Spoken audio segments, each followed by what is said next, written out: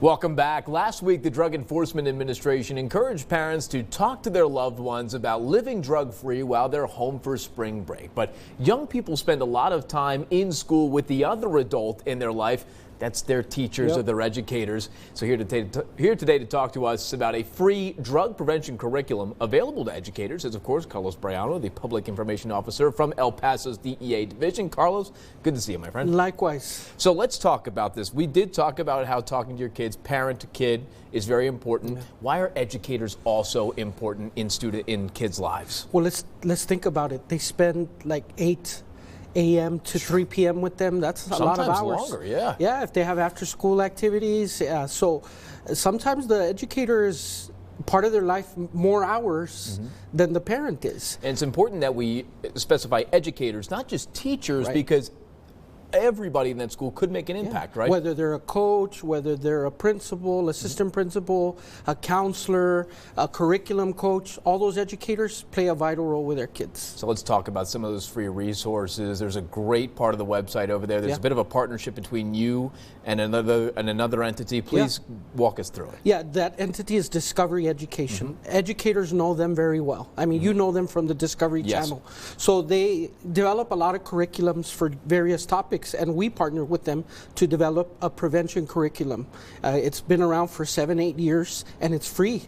It has it's curriculum that meets standards of learning. It's an award-winning curriculum, and it's available for elementary, middle school, and high school students. You know, one of the best parts about all the resources, it's not just the typical marijuana or fentanyl, the dangerous ones too. There's some drugs in there you wouldn't think about, right? Like steroids was one that caught me off guard. Yes, there's steroids, there's stimulants, inhalants. Of course, the opioids are in there. 100%. Cannabis is in there as well. So depending on what you need to talk to your students about, I didn't expect that when I was a teacher. I thought I was going to teach about photography and journalism and how to write a good lead, but I had to talk to them often about substances, especially when I would catch them in the act.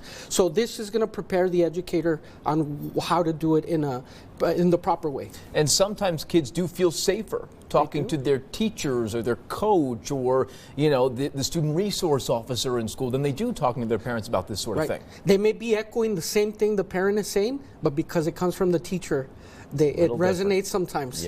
So we want to offer that. You can find that if there's a lot of educators right now, the workaholics, that instead of relaxing are thinking already about the next 9 weeks. I know them well. I'm talking to you guys. Go to operationprevention.com and you'll see all the different things that are there. There's a student guide, there's a teacher guide, there's virtual field trips, there's little videos, you know, animated videos, there's videos made by high school kids, and of course there's parent toolkits as well, because we know the parent has to support the instruction. Absolutely. All right, Carlos, thank you so much for joining us.